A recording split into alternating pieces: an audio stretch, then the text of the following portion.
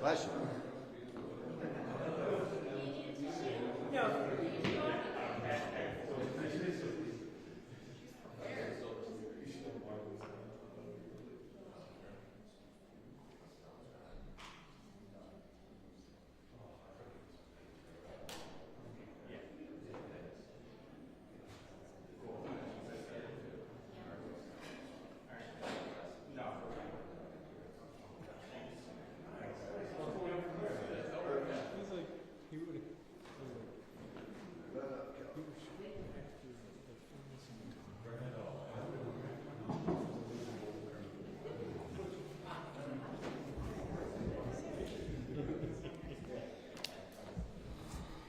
Put somebody on the other side too, so we look. Come on over. Get you. Okay, so everybody's here, so we'll be ready whenever you guys are. Sorry for the delay here for a few minutes. Sorry for calling. That's all right.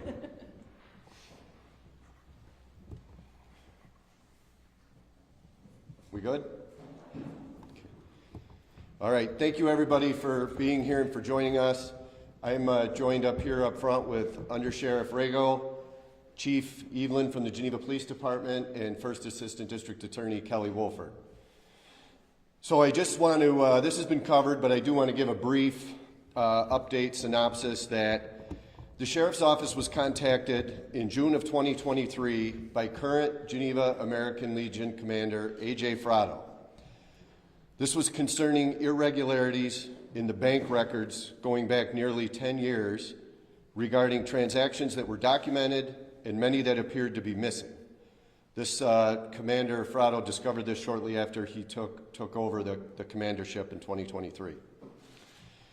During the time in question, Dale Mosher was the commander and sole controller of the organization's finances. The Sheriff's Office Criminal Investigation Division commenced a very thorough and comprehensive investigation into the financial records of the American Legion. As a result of this, in April of 2024, Mr. Dale Mosher was charged with grand larceny in the second degree, a Class C felony.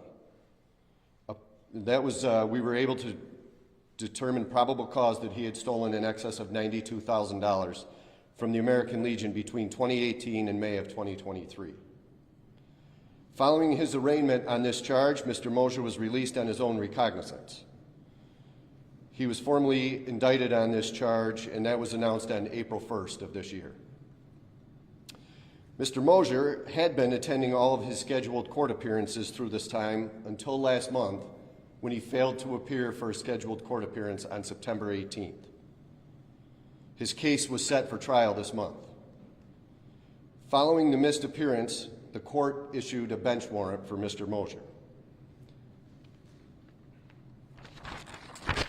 Since then, the Ontario County Sheriff's Office's warrant unit has worked tirelessly to locate and apprehend Mr. Mosher. Investigation revealed that in late September, Mr. Mosher visited a relative in Tennessee for several days. When he departed this visit, he obtained the relative's Jeep and left his Chevrolet Impala behind in Tennessee. For the last 2 weeks, we were receiving reliable intelligence that Mr. Mosher was in Pennsylvania, moving around between the Harrisburg and Gettysburg areas. I want to point out that during this time, 3 victims now from Geneva, 2 from the city and 1 who resides in the town, received letters that were very threatening, and 2 of the people's lives were threatened. 2 of the 3 people are witnesses in the case against Mr. Mosher. The 3rd is a relative. All of these letters were postmarked and processed in the mail facility in Harrisburg, Pennsylvania. Obviously, this ratcheted up our concern and the public safety threat in our urgency to get Mr. Mosher into custody. Over the weekend, we developed credible information that Mr. Mosher remained in central Pennsylvania in the area of a rest stop near Hemlock Township. Shortly after 2:30 p.m. yesterday afternoon, Mr. Mosher was taken into custody without incident by the Hemlock Township Police Department. He was attempting to enter a Walmart parking lot at 100 Lunger Drive in Bloomsburg, Pennsylvania. As of right now, he remains in the custody of the Columbia County Prison pending extradition proceedings. At the time of his apprehension, Mr. Mosher was operating the 2018 Jeep Renegade that he had taken from the relative in Tennessee, and the Tennessee plates were off of the vehicle and there were North Carolina plates on it. I want to personally thank the members of the public. There are many out there who provided us with crucial information in locating Mr. Mosher. And I also want to thank our law enforcement partners from across 3 states who worked cooperatively with us in this manhunt. Specifically, I want to mention the Geneva Police Department, the Ontario County District Attorney's Office, the United States Marshal's Office in Rochester, specifically U.S. Marshal Charles Salina, the Washington County, Tennessee Sheriff's Office, Pennsylvania State Police, Hemlock Township, Pennsylvania Police Department, and the U.S. Postal Inspectors. I want to commend the members of the Ontario County Sheriff's Office Warrant Unit, and I will name them: Sergeant Seth Jones, Deputies Patrick Fitzgerald, Stenik Chumacero, and Brian Garman. They have worked this case 24/7 since Mr. Mosher fled our area. They conducted multiple interviews, searched numerous locations locally, and coordinated the efforts with our law enforcement partners in Tennessee and Pennsylvania. The joint efforts of so many are why Mr. Mosher is in custody this morning. As I said upon Mr. Mosher's arrest, the American Legion exists to support veterans and our youth. Their members work extremely hard to raise the funds needed to support the programs that benefit these 2 groups. Mr. Mosher's violation of this trust caused tremendous harm to the American Legion community, and they deserve closure so that they can move forward, which they've already begun to do under the leadership of Commander Frado. We are hopeful that the apprehension of Mr. Mosher is another step forward in a positive direction for the Legion. With that, we'll take questions. Christian. Louise. Are there going to be other charges in connection with the threats? Potentially, yep. That remains under investigation, and that's being pursued both at the state level and by the U.S. Postal Inspectors. Kendra Simpson with News 8. Was he in collaboration with anyone during the larceny? Not that we were able, the larceny charges are against him only.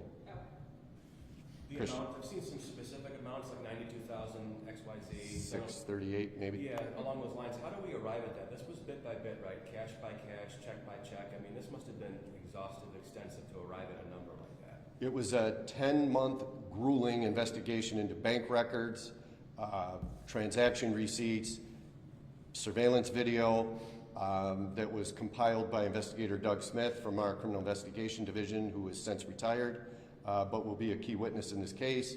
And we had those numbers verified by the New York State Police Financial Crimes Unit as well. Do we know what he was spending that money on? We have a good idea, but I'm going to let that play out in the court process at his trial. And is there any way for the American Legion to recoup that money in the future? The American Legion, I am told, and Commander Frado is here with us, and he can probably speak more specifically to this later, but it's my understanding that they have received the majority of that through an insurance payment. You touched on this a bit, sir, but there's a certain segment, I would argue a large segment of the population who looks up to people who are veterans, people who have worn uniform. They look at the American Legion as something that's a cornerstone of every community. This really has to sting and be a disappointment, does it not? Very much so. You know, as I said in last year when we made the arrest, Mr. Mosher was entrusted not only to run the organization, but also with the finances, and he was a bully, straight up. I mean, that's why so many people were afraid to confront him. People suspected that he was up to no good for years. It was, you know, I'll tell you, it was rumored around, this is my community too, it was rumored around the community for 15 years. It took, finally, they had had enough, and AJ stood up to it and ran against him, and when he got the leadership, there was this immediate hesitation to turn over the bank books. Things were missing. I mean, so the Legion community knew right away that this wasn't good. But 99.9% of their members, really, you remove him from the mix and everybody does the right thing and works so cohesively with the community to do the right thing and support our veterans. And this place is just moving forward in such a better direction with him out of the mix. Now, hopefully we can hang on to him until he faces his charges. Long overdue. Now, just to clarify, you said that there were 2 lives threatened who are witnesses. Did Mosher reach out to these people through letters? The letters. We believe he authored the letters. Now, we haven't charged him with that yet. You know, that's still technically under investigation, but at the same time that we were getting intelligence that he was in Pennsylvania, in central Pennsylvania near Harrisburg, these letters were mailed from Harrisburg with death threats and specific, the letters communicate specifically part of them about this case. So I'm pretty confident, yeah. Did he identify himself in those letters? No. How are you able to, so just to clarify, how are you able to connect those letters to Mosher? By what he was saying to the people they were addressed to. It was all specific to things that would be between him and the person that the letter was penned to. Did he write like Julius Caesar in the third person? In parts of it, Were they handwritten or typed? handwritten. Now, if he was staying with a relative in Tennessee, did the relative reach out to you guys, or could he be Nope. charged with harboring a fugitive? So that is up to the sheriff's office in Tennessee, and they left it with her that they were not going to charge her for what she had done prior, but after they had been there and put her on notice that they knew he was there, she gave him aid in terms of the vehicle, let him leave his vehicle there. She was put on notice that if she continued to provide any further assistance, she would be charged. We don't have any information that she provided any assistance to him after she was put on notice. Was he living at the rest stop in Pennsylvania? Yep, right out of the car. Oh. Yep. Will he be held without bail now? I'm going to let Kelly answer that. Yep.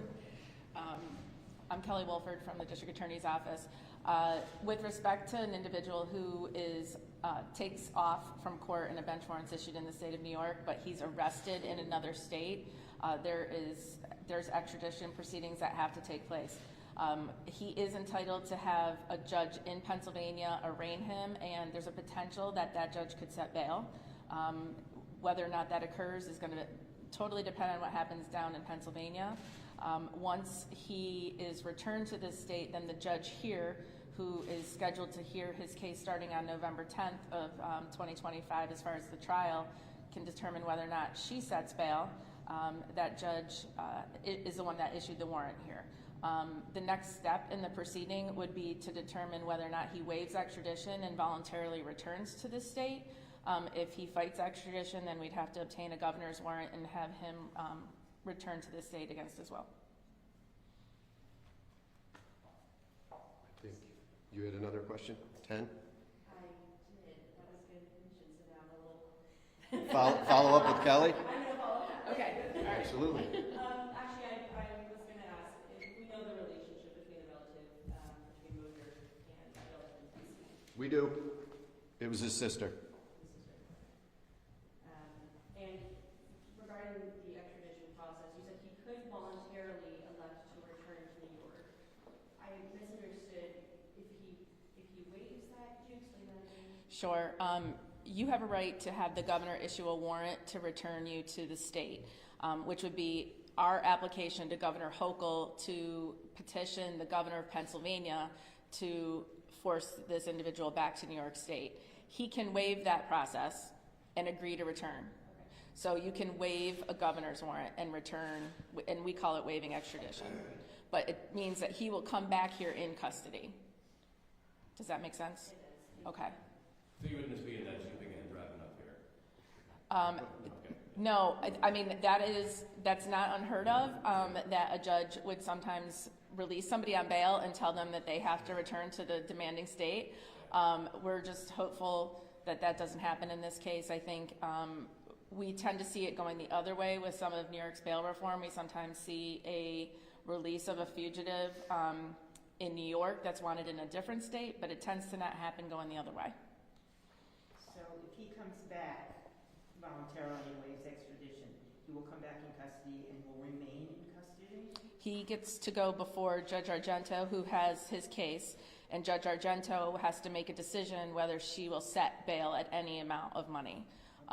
Given the situation, obviously, I'm going to be requesting that if she's inclined to set bail at all, that the bail be in an extremely high amount.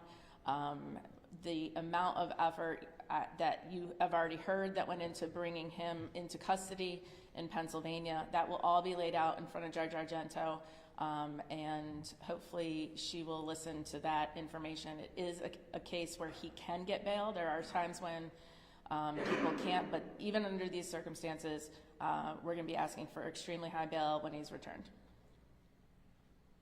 For full clarity, Sheriff, was the letter to his sister also a death threat? No, so just to clarify, 3 letters, 2 to witnesses, 1 to a relative. The relative who received the letter was not his sister. Oh. His sister is the relative in Tennessee that provided aid in the form of the vehicle that he used to leave Tennessee and go to Pennsylvania. Can you tell us why exactly he would send a death threat to a relative? I can't speak to whatever motive is going on inside of his head, but, I could speculate, but I really don't want to do that. I don't know why he does what he does, but I'm just glad he's in custody. Fair enough. Were the letters immediately turned over to your department? 2 went to the Geneva Police Department because 2 of the victims live in the city, 1 lives in the town, and all 3 victims called law enforcement immediately, yes.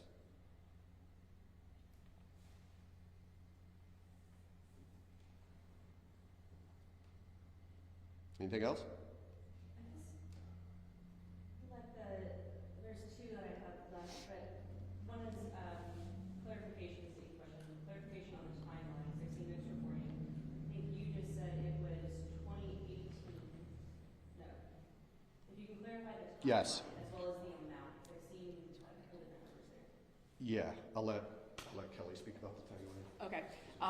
Different. There are different timelines in part because what we were able to prove with bank records and going back in time, we were only able to get bank records back to 2018.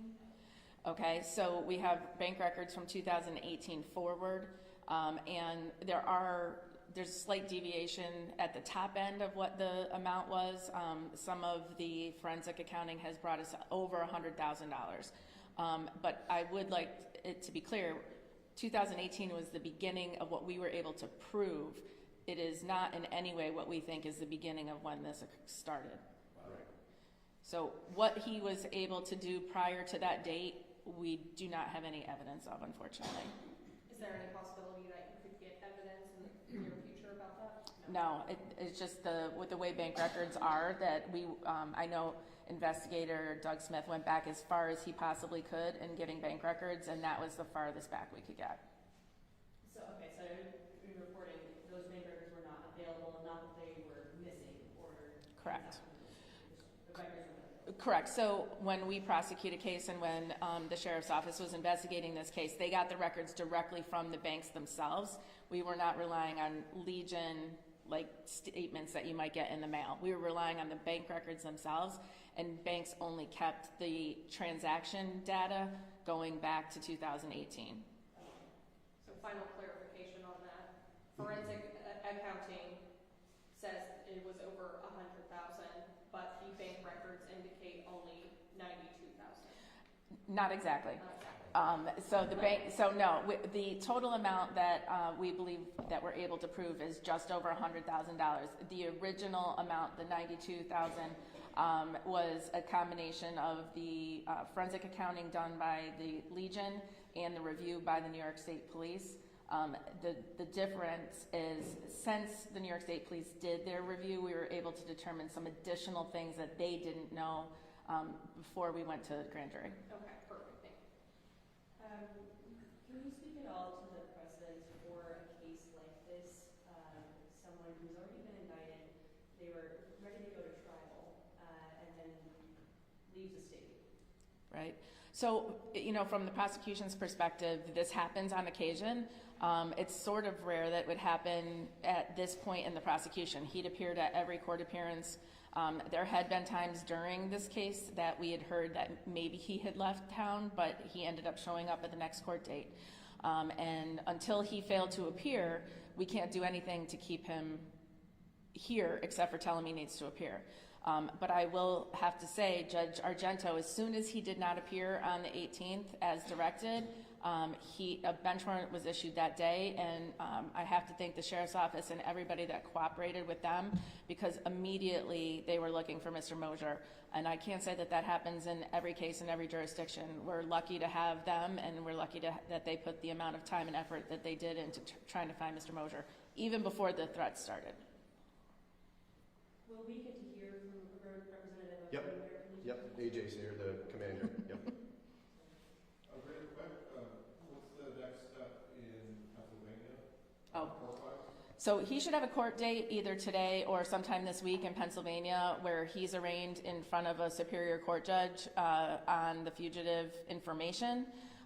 Once he's arraigned down in Pennsylvania, he has an option of waiving extradition and coming back voluntarily, or not waiving. And if he doesn't waive, then what Pennsylvania does is notify us, the district attorney's office, and we start the paperwork to get the governor to sign a warrant of extradition, and then that will go down to Pennsylvania. So that process is a little longer. If he waives extradition, some of the sheriff's good men and women will go down and grab him in Pennsylvania and transport him back. Ultimately, that's what will happen regardless. It just may take longer if he chooses not to waive.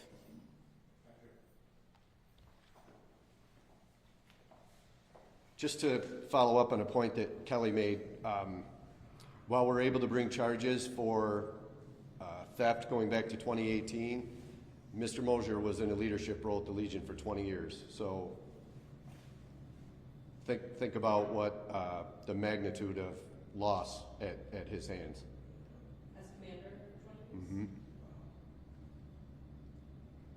On and off, but mostly on.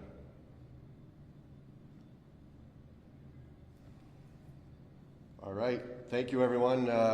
We're here if you have other questions off camera that come up afterwards, and AJ's more than happy to speak with you all as well. So thank you for coming down and covering it. And again, our thanks to the community, many who reached out with tips that were helpful, and to our law enforcement partners across New York, Pennsylvania, and Tennessee. So thankful to be here today with this resolution. Thank you.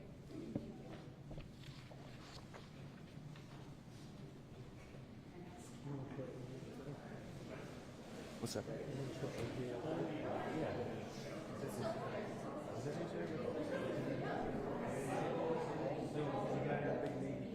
Oh, that's it.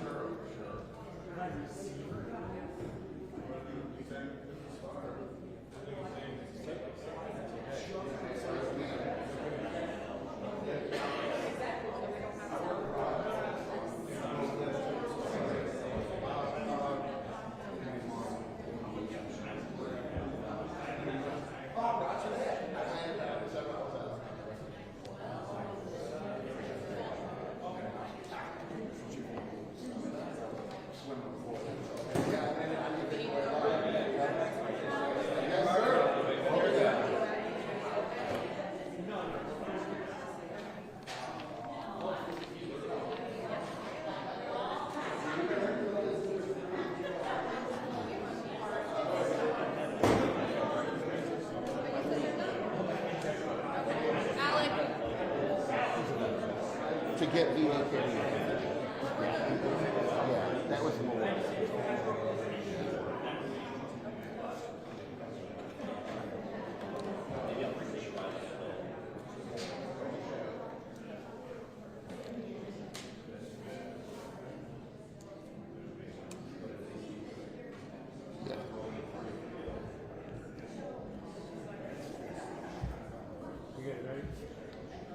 Sir, can we start with your first, last name, and spelling of it, please, and your title? Okay. It's Anthony James, A.J. Fratto, F-R-A-T-T-O. And, is that good? Yeah. I'd like to say something before you guys ask me questions, just so I can focus on exactly what you need from me. Hey, guys! First and foremost, I would like to thank the Sheriff, David Sorencione, and Under Sheriff Michael Rago, their officers and staff, Investigator Doug Smith, Ronnie Evelyn, the Geneva Police Department, District Attorney's Office, Kelly Wolford, and her personnel.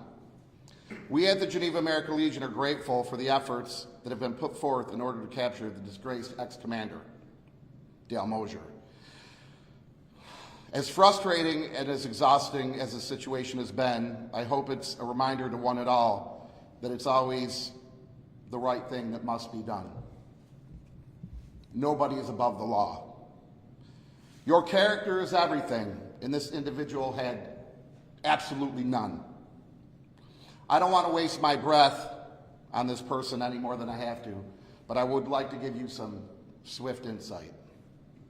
Shortly after coming home from the service many years ago, Mosher's best friend and him were out and about. Mosher picked a fight with several large individuals and ran away, infuriating them, leaving his friend, who was small in stature, to fend for himself. And he was beaten within an inch of his life. Later on, when his friend recovered from his severe injuries, he saw the arrogant Mosher in passing, and he said, "How could you leave me like that? How could you do that?" This is his response: "When in doubt, get out." So I guess what comes around goes around. You know what I mean? When in doubt, get out. So once again, he's done it. He's continued to do it. He was a coward then, he's a coward now, and I'm grateful to all of you for everything that everybody's done to capture him. On the United States Navy's 250th birthday, go Navy. To all our folks here at the Geneva American Legion, our Legionnaires, our sons, and our auxiliary, thank you for your steadfast dedication. To the wonderful human beings that were violated with these letters, God bless you all and your families, and thank you for standing tall, because that's what we do at Winnek Post, Geneva American Legion. All right, let's rock and roll. Go ahead. It sounds like this, not only Mosher's reputation and actions, but hearsay of stealing money is what led to you motivating yourself to want to be in this role. If that's true, how has this impacted your role in this position so far? How has this impacted your leadership going forward? Wow, that's a loaded question, but I'll tell you, I wasn't prepared. I wasn't ready. In fact, as far as I'm concerned, I wasn't even qualified. But at the end of the day, when you know something's wrong, you got to fix it. And because of the mentorship that I've had from First Woman State Commander Rena Nessler and folks like her. It gave me the strength and the ability to stand tall and do what was right. But it's not one individual, it's the entire family. It's all about the family. It's always about the family. And we did this together, all of us. What was the first moment where you realized something was off here, where you said, I got to start asking questions? Well, I had just moved home from Pensacola, Florida, just months before. And, you know, growing up in Geneva, I'll try to, expedite this. Growing up here, I waited 27 years to come home. When our kids went to school, my wife allowed me to come home. I just thought we were going to wash some dishes and cut the lawn. I didn't end up thinking I was going to be legally responsible. Are you kidding me? But shortly thereafter, the individual, I don't even want to say his name anymore, I'm sick of him, put me in charge of the bar kitchen, knowing I don't drink, smoke, do anything, knowing I'm kind of like a babe in the woods. He figured he was safe that way. You know, a little bit of brawn and brains. I'm a lot smarter than he gave me credit for, but it wasn't just me. Kristen and I were doing little things to make money. You know, they had sold the building, they had got what they got, but a majority of the money was spent on this building, okay? There was no true startup capital, okay? So Kristen is volunteering, doing the books, doing almost 100 hours a week. We're doing what we can, little chili cook-offs, little things here and there to make a little bit of money. We're giving him the money because he said he doesn't have enough money to pay the bills. We needed $100 a day just to pay a bartender when nobody was showing up. So moving forward, Kristen's saying, hey, something isn't right. I said, yeah, I know, I don't feel, because we had stomach aches every day. We were worried. You know, we came here to help. And how did we end up in this position? Well, make a long story short, man, I shouldn't even say this, but I'm sick of walking on eggshells. You know, I'm not a politician. I'm a Genevan, and I'm an American, and I'm the commander of this legion, so I'm going to tell you the truth. Miss Rena Nessler was looking at some statements and noticed there were some withdrawals at a casino. And then we just started looking at a bunch of other stuff. I'll leave it at that as far as that goes. But we just weren't really sure. We thought maybe there was some kind of special event. You don't know, and you never want to think your commander is stealing from you. You never want to think anybody's stealing from you, okay? But as far as anything else is concerned, that was kind of like something that made us think there's something really going on. Like I said, I wasn't qualified to run. But Kristen and I went down to see our daughter get married, and when we went away, he conveniently asked the assistant for the bank numbers. And and we're like, we can't give you those, not over the phone, you know, not in text, no way. And he proceeded to ask me, well, then he started losing his temper, and he said, and your beeping wife. I said, would you say to me, you wouldn't say that if I was 1,200 miles away. You would not say that. So that's when I was compelled to realize whether I knew what I was doing or not, it was showtime. And he was going to pay the piper. And he did. Like I said, it's all about the family. It's not about the monkey in the middle. It's about the family. And that's what we did. Everybody came together. Our treasurer at the time, Ken Gregory, did an exceptional job, like a bloodhound, a relentless one. And he found the burden of proof that our good sheriffs asked me for. You know, so basically, it was one of those things. I wasn't even commander a day, and I called and said, can you help me?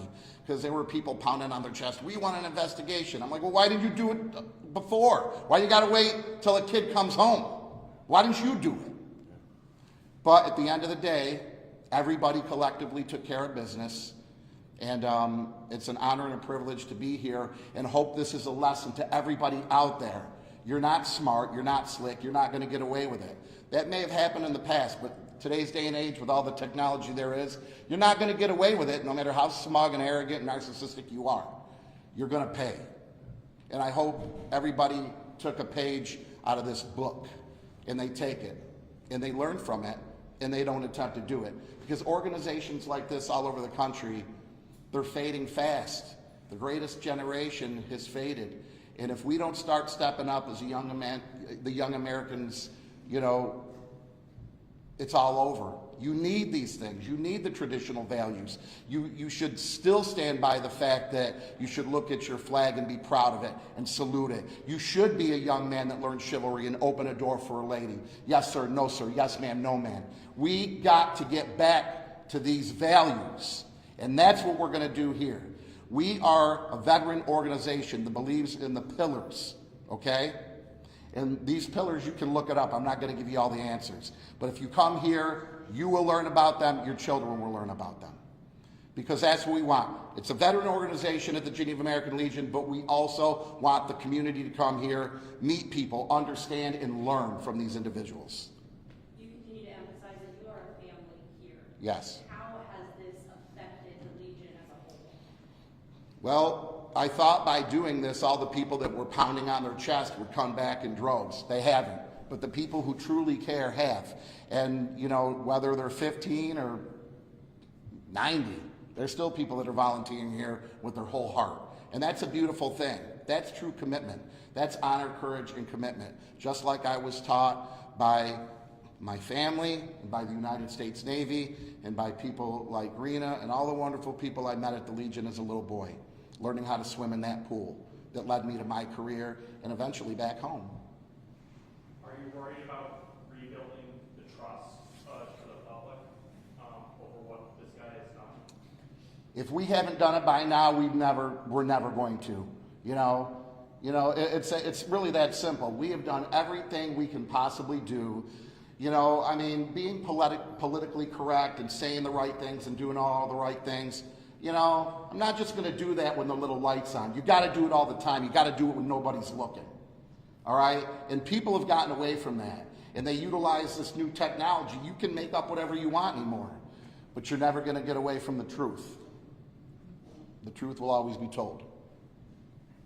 I got a question for you. I don't understand that how he got away with this for so many years. My job for all my life was counting money. Was nobody else involved with it to make sure that everything was cohesive? Or did he just handle the money that was very irregular all by himself? And my second question is, now do we have two people that take care of the money so one can see if the other one's doing something wrong? First of all, nobody wants to think that their commander or their leader in general is stealing. Let me talk. Second of all, yes, we have a code of ethics here. And there is two-person integrity on everything we do. When you're writing a check, when you're checking the mail, when you're looking at the books, yes. Every way you could imagine. Cross every T, dot every I. There's not a question, and that's the way it's going to be, whether I'm here or not. So I think that was the mistake for 10 years or however, that they didn't have a check and balance. So that's how he got away with it.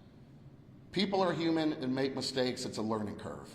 10 years is a lot of mistakes. I wasn't here. I can't tell you about that. But the people who came in corrected it, and one of them is right in front of your face. I understand that, and that's what I'm asking. Have we corrected the very large problem? Checks in the mail. All right.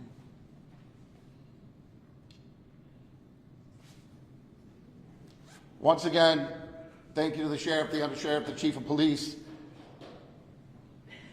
Kelly, the DA, the best. Thank you, everybody. God bless you all. I swim. I just swim. Just like Nemo, I keep on swimming, Dave. That's it.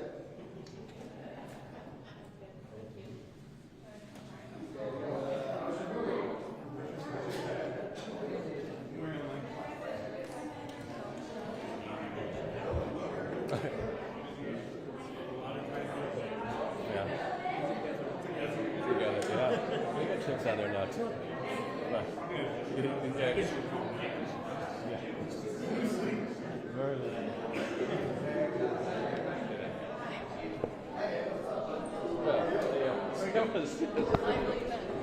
What's that? Yeah, that pizza for Alec. Those. You gonna get some? Yeah.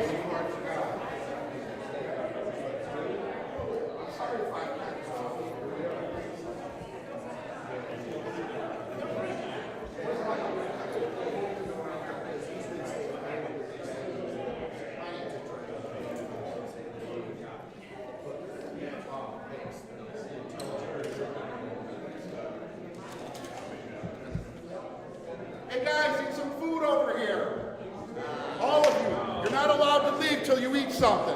I'll be watching